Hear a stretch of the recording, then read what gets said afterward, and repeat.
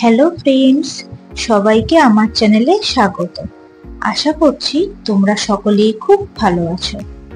ফিরে এলাম আরো একটি রেসিপি নিয়ে। এর আগে ডিম আর মাছের রেসিপি তোমাদের সাথে আমি শেয়ার করেছি, তাই আজ ভাবলাম একটি ঝাল চিকেনের রেসিপি তোমাদের সাথে শেয়ার করি। চলো তাহলে দেখে নেওয়া যাক। আমি এখানে 1 কেজি মুরগির মাংস নিয়েছি এবং সেটা ভালো করে ধুয়ে জলের মধ্যে রেখে দিয়েছি। এখানে আমি 2 টিস্পুন ভিনেগার দিয়ে দিলাম। দিয়ে দিচ্ছি 1 টিস্পুন নুন। এখন এই জলের মধ্যে মাংসটা ভিজিয়ে রেখে দেবো 1 ঘন্টা মতো, যাতে মাংসের আঁশটানি গন্ধটা চলে যায়। ঘরে যা মশলা থাকবে সেটা দিয়ে রান্নাটা কমপ্লিট হয়ে যাবে।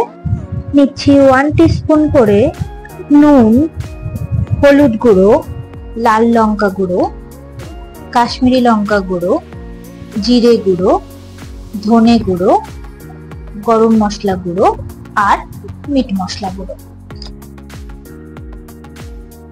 লঙ্কা গুঁড়ো আর নুন তোমরা তোমাদের স্বাদ অনুযায়ী ব্যবহার করবে। আমি এখানে 300 গ্রাম পেঁয়াজকে এইভাবে কুচি করে কেটে নিয়েছি।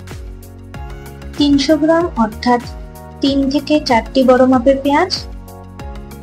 আদা, রসুন আর লঙ্কা বাটা নিয়েছি 50 গ্রাম। 50 গ্রাম মানে একটা বড় সাইজের রসুন, একটা ছোট আদা, 5-6টা লঙ্কা। আমি একটি কড়াইতে 4 টেবিল স্পুন সয়াবিন অয়েল নিয়ে সেটাকে গরম করতে দিয়েছি। তেলটা গরম হলেই দিয়ে দেবো 4 টুকরো লঙ্কা কুচি, 2 টুকরো এলাচ আর 3-4 টুকরো দারচিনি। এবার ফোড়নটার একটু গন্ধ বেরোলেই দিয়ে দেবো পেঁয়াজ কুচি। এবার ভালো করে নেড়ে চেড়ে পেঁয়াজটাকে ভেজে নেব। খেয়াল রাখবে কাঁচা লঙ্কাগুলো গরম তেলে দেওয়ার আগে সেগুলো অর্ধেক করে নেবে, আর যে এলাচগুলো দিচ্ছ সেটাও একটু টিপে ভেঙে নেবে, না হলে ওগুলো ফেটে তেল ছিটকাতে পারে। এটা আজকে তোমাদের প্রথম টিপস। গ্যাসের ফ্লেম বাড়িয়ে পেঁয়াজগুলো লাল হওয়া পর্যন্ত এইভাবেই ভাজতে থাকবো। ভাজতে ভাজতে পেঁয়াজগুলোর কালার কেমন চেঞ্জ হয়ে গেছে, কেমন লাল লাল হয়ে এসছে। এবার দিয়ে দেবো আদা, রসুন ও লঙ্কার পেস্ট। গ্যাসের ফ্লেম হাইতে রেখেই মশলাটাকে এবার কষিয়ে নেব।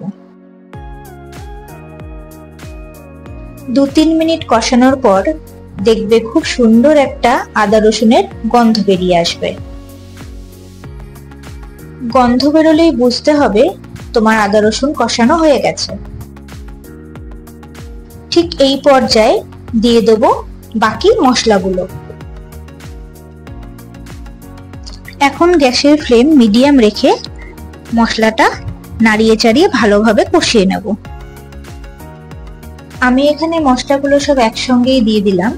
তোমরা চাইলে একটা একটা করেও মশলা দিতে পারো, কিন্তু তখন গ্যাসের ফ্লেমটা একেবারে কমিয়ে দেবে, না হলে মশলাগুলো তলে লেগে যেতে পারে। মশলার কালারটা যখনই দেখবে এরকম ব্রাউন হয়ে গেছে, জানবে মশলা কষা হয়ে গেছে। ঠিক এই অবস্থায় মশলাটিতে ছোট কাপের 2 কাপ মতো জল দিয়ে ভালো করে নাড়িয়ে চাড়িয়ে মশলাটাকে একদম লো ফ্লেমে 10 মিনিট মতো তেল ছাড়া পর্যন্ত ভালোভাবে ফুটতে দেবো। এই সময় মশলাটা আর নাড়াচাড়া করার দরকার নেই। ফিরে এলাম 10 মিনিট পর। কি সুন্দর দেখতে লাগছে, তেলও ছেড়ে দিয়েছে এবং মশলাটাও ভালোভাবে ফুটে গেছে।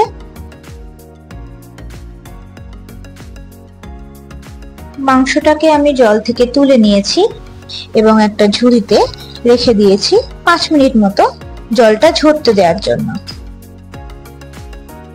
এবার মাংসটাকে আমি ওই মশলাতে দিয়ে দিলাম। এবার ভালো করে নাড়িয়ে চাড়িয়ে কষিয়ে নেব।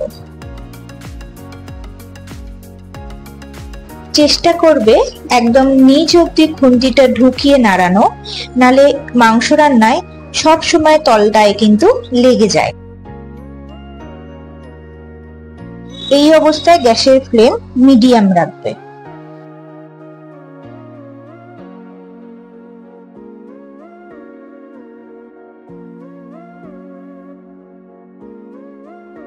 খুব ভালো করে নাড়িয়ে চাড়িয়ে মাংসটাকে কষিয়ে নিতে হবে মশলা সহ।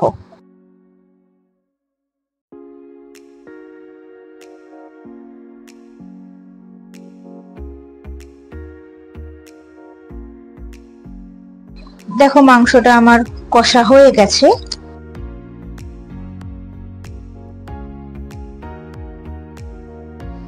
এবার একটা ঢাকনা দিয়ে এটাকে 10 মিনিট মতো চাপা দিয়ে একদম লো ফ্লেমে সিদ্ধ হতে দেব। ফিরে এলাম 10 মিনিট পর। ঢাকনাটি খোলার পর একটু মাংস টিপে দেখে নেবে যে সিদ্ধ হয়েছে কিনা, না হলে আরো 5 মিনিট চাপা দিয়ে সিদ্ধ করতে দেবে।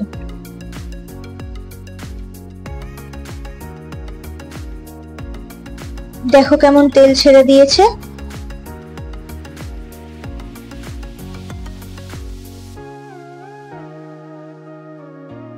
এবার আবারও মাংসটাকে হাই ফ্লেমে রেখে খুব ভালো করে কষিয়ে নিতে হবে।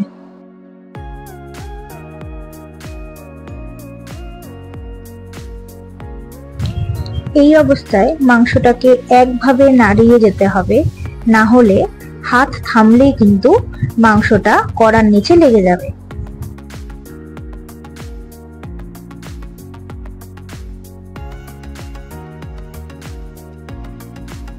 সবাই হয়তো মাংস 20 মিনিট 30 মিনিটে করে ফেলে, আমি কিছু না হলেও মাংসটা 1 ঘন্টা ধরে কষিয়ে রান্না করি। না হলে মাংসের যে একটা গন্ধ থাকে গায়ে, মানে মুরগির যে একটা আঁশটানি গন্ধ হয়, সেটা মাংসর থেকে কোনোদিনও যায় না এবং মাংসটা খেতেও ভালো হয় না। তাই সবসময় চেষ্টা করবে মুরগির মাংস খুব টাইম দিয়ে ধৈর্য ধরে রান্না করার। মাংসের গা থেকে গন্ধটা কাটে কিছুটা ভিনিগারের জন্য আর বাকিটা কষানোর জন্য। তোমাদের বাড়িতে যদি ভিনিগার না থাকে তার জায়গায় তোমরা পাতিলেবুর রসও ব্যবহার করতে পারো। আর চেষ্টা করবে মাংসটা যখন চাপা দিয়ে সেদ্ধ করবে তখন কখনোই জল ইউজ না করার। আমি দেখলে কোনো জল ইউজ করলাম না, কারণ মাংসটা থেকে অটোমেটিক জল ছেড়ে আসে, ওতেই মাংসটা সেদ্ধ হয়ে যায়।